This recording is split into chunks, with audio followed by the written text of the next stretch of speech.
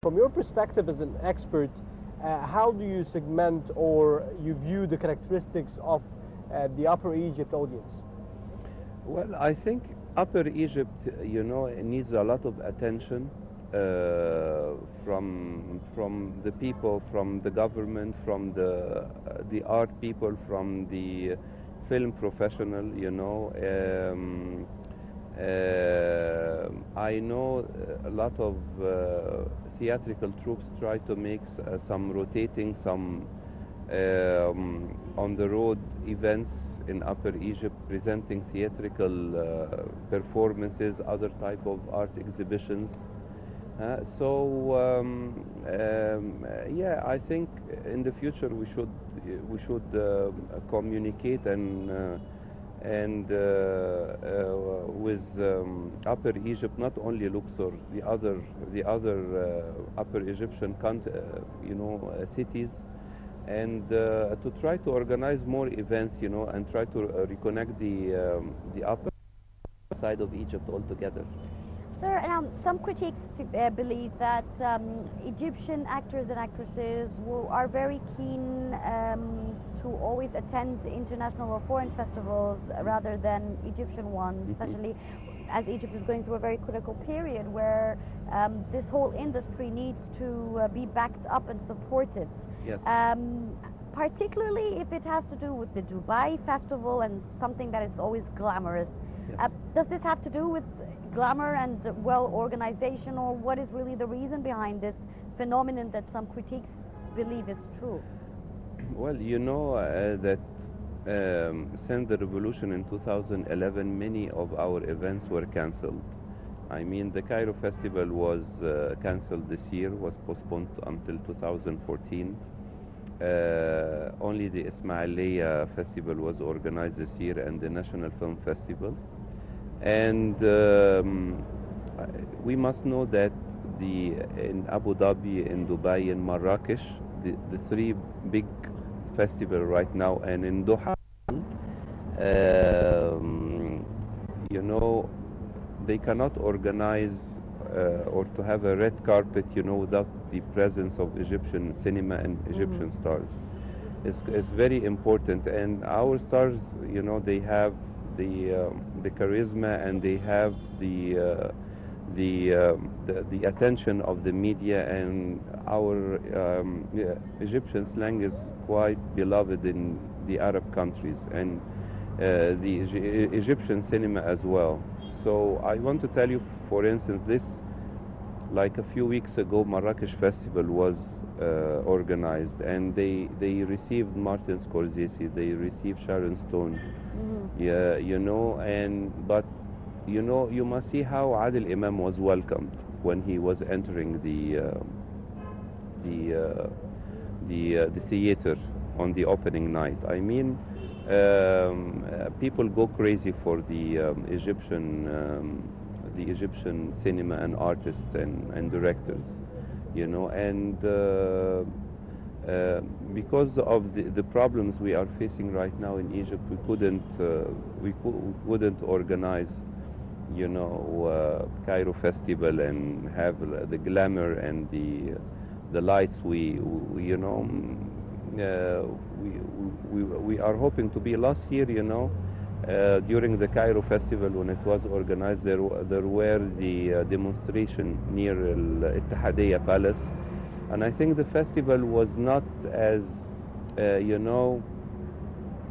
don't feel the... It's not, yes, in light, although there were very good work that was presented last year and this year, whether it's from the film industry or the drama industry, it does deserve these people who have worked hard through these very hard conditions to be awarded for their work. Yes, this year only the National Festival was organized, and it recognized many of the current and the the veteran of Egyptian cinema to a certain extent.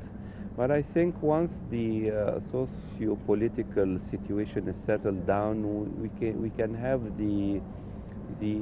a festival with more and more glamour and more warm feelings, I think you cannot see a films or you cannot cheer for a film star when you have problems or you hear bad news happening across Egypt. So the revolution and the political unrest, how do you see these affecting the movie production in the upcoming years in Egypt? It affected already. I mean, since the revolution, you have the film production in Egypt was affected and heard from the quantity and the quality as well.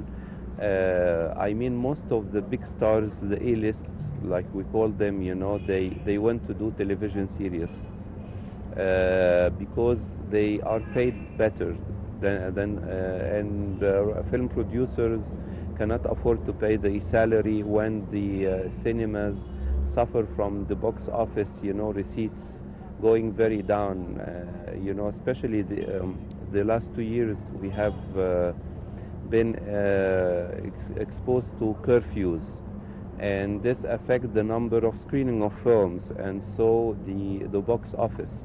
So a film producer cannot expect a big, you know, payoff and revenue for their films. They cannot produce big budget film.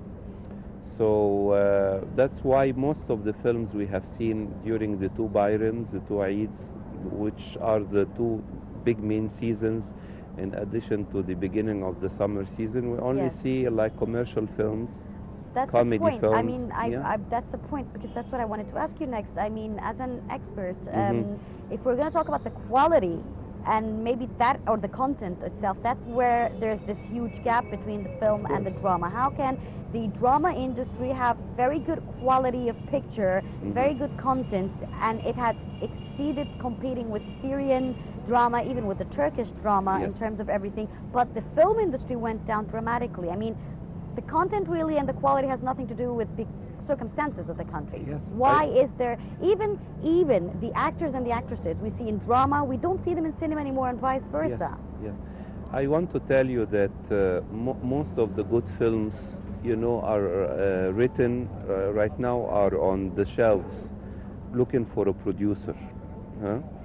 All the movies we have seen, you know, are done by lackluster screenwriters and non-talented directors, and they are done to, you know, for certain reasons, to get some ticket for a sales. certain category in the society? Category of the society, and I think it influenced a lot of the moviegoers. I mean, the taste, of film goers.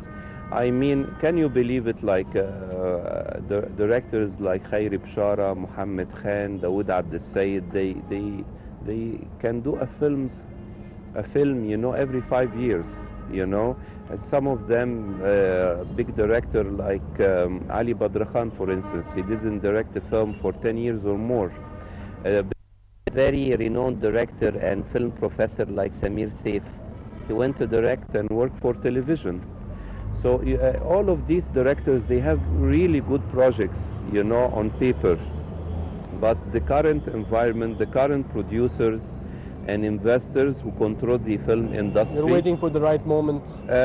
You know, they are not interested into bringing these directors to the screen. They want to shoot the film very quickly with a mediocre budget, and to have to have it playing for a couple of weeks during the holidays, and then he can sell it for DVD and satellite and so on, and that's it.